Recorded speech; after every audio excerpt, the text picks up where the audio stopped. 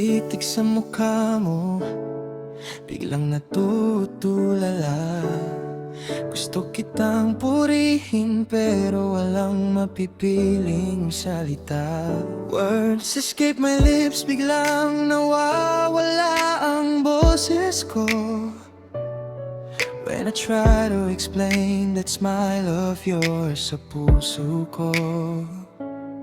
Para akong uod na biglang naging estatwa. Sa ganda ng ngiti mo, utak ko'y nawawala ng diwa. For it is a given fact, tanggap ko na ang totoo, that words can't explain what I see, kung gaano ka-perfecto, or even feel when I see your smile. Parang lumilipad at ang puso kong matigas biglang lumalambot at napapatpad. And that twinkle in your eyes when I sobrang nagkaginig, para akong lasing kahit wala namang inihain.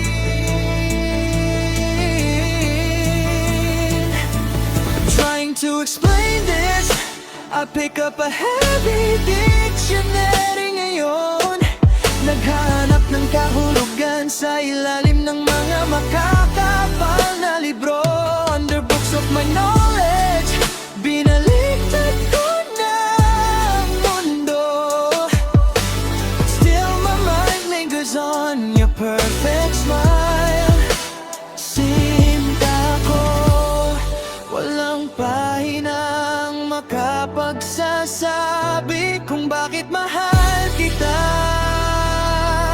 Ang ngiti mo ang nag-iisang definisyon na mahalaga.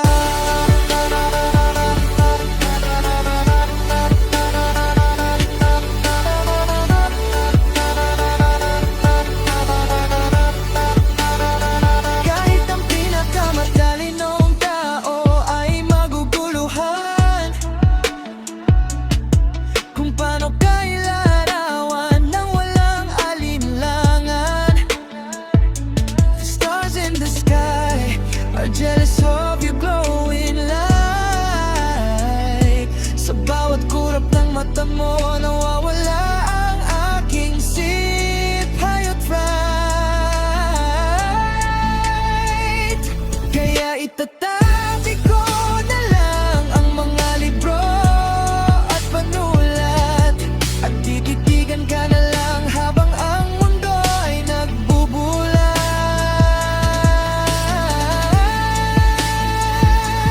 Trying to explain this, I pick up a heavy dictionary ngayon.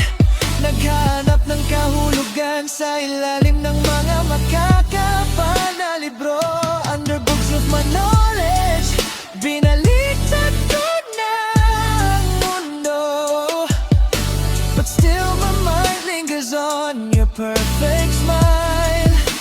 Sinta ko, walang pahinang makapagsasabi kung bakit mahal kita. Ang ngiti mo ang nag-iisang definisyon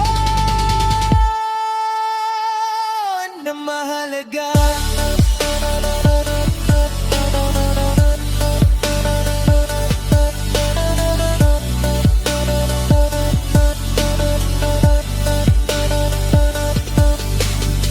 There's hindi kahit anong letra ang simulan, walang salitang sasapat sa iyong kagandahan. I can read 1,000 pages, learn 1,000,000 facts, but your simple smile is the only thing that impacts. Dito sa isip at puso ko, ikaw lang ang nakasulat.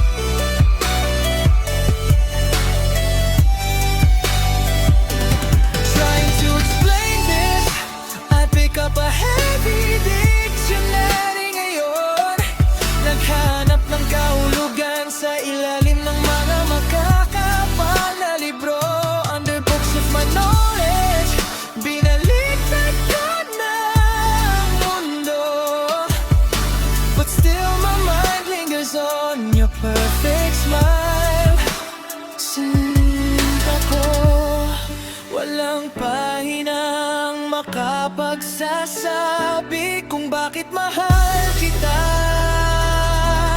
Ang ngiti mo ang nag-iisang definisyon na mahalaga.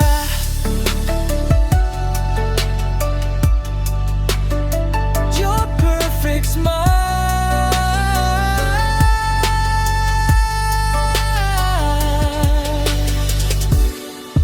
utak ko'y naiwan sa'yo. The twinkle in your eyes, itabi na ang mga libro, umiti ka lang sinta.